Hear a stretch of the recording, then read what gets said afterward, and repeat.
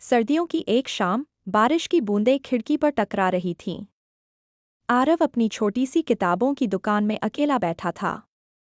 दुकान पुरानी थी, लकड़ी की अलमारियां, किताबों की हल्की सी खुशबू और कोने में एक पुराना लैंप जो धीमी रोशनी बिखेर रहा था।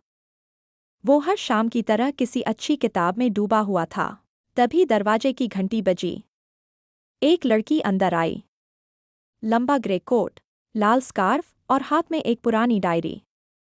उसकी आंखें बड़ी-बड़ी, जैसे किसी खोई हुई याद की तलाश में हों। भैया, क्या आपके पास रवींद्रनाथ टैगोर की गीतांजलि का कोई पुराना संस्करण है? उसने नरम आवाज में पूछा। आरव ने ऊपर की शेल्फ की ओर देखा। हाँ, है। लेकिन थोड़ा महंगा पड़ेगा। कोई बात नहीं। वो मेरी दादी की सबसे पसंदीदा किताब थी।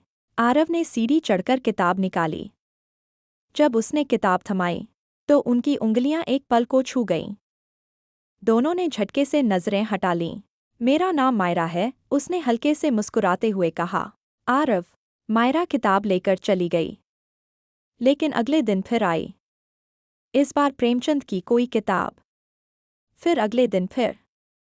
धीरे धीरे बातें शुरू हुईं, कभी कविताओं पर, कभी बारिश के मौसम पर, कभी चाय की खुशबू पर। एक शाम तेज बारिश हो रही थी।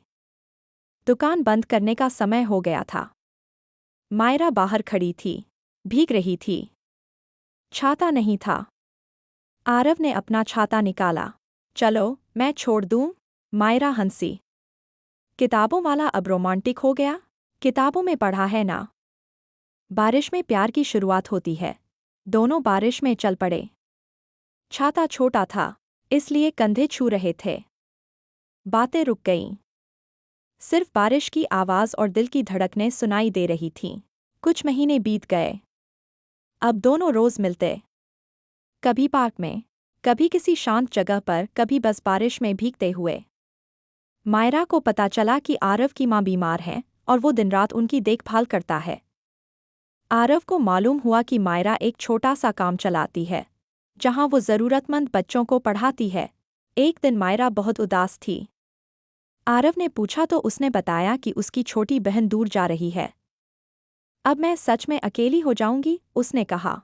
आरव ने उसका हाथ थामा। तुम अकेली नहीं हो मायरा। मैं हूं ना। मायरा की आंखें भर आईं। आरव, मैं बहुत डरती हूं। प्यार में दर्द बहुत होता है, तो दर्द भी साथ में सह लेंगे।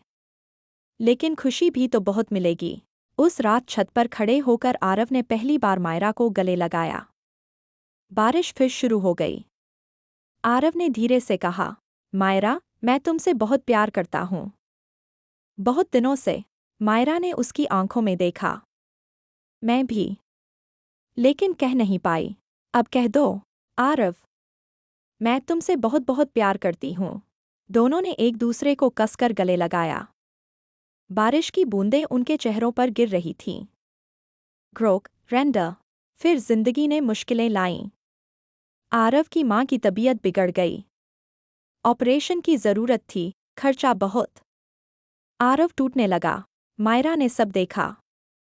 एक दिन बोली, मेरे पास कुछ बचत है।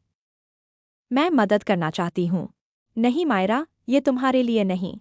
आरव, प्यार में ये छोटी मोटी बातें नहीं देखी जाती। तुम्हारी माँ मेरी भी माँ है अब। मायरा ने अपनी कुछ चीज़ें बेच दीं। ऑपरेशन हुआ। सफल रहा। आरव की माँ ठीक हो गई। जब आरव ने शुक्रिया कहा तो मायरा ने कहा, शुक्रिया नहीं। बस वादा करो कि कभी मुझसे दूर नहीं जाओगे। कभी नहीं। एक साल बाद, ठीक उसी बारिश वाली शाम को आरव ने मायरा को दुकान पर बुलाया। दुकान फूलों से सजी थी।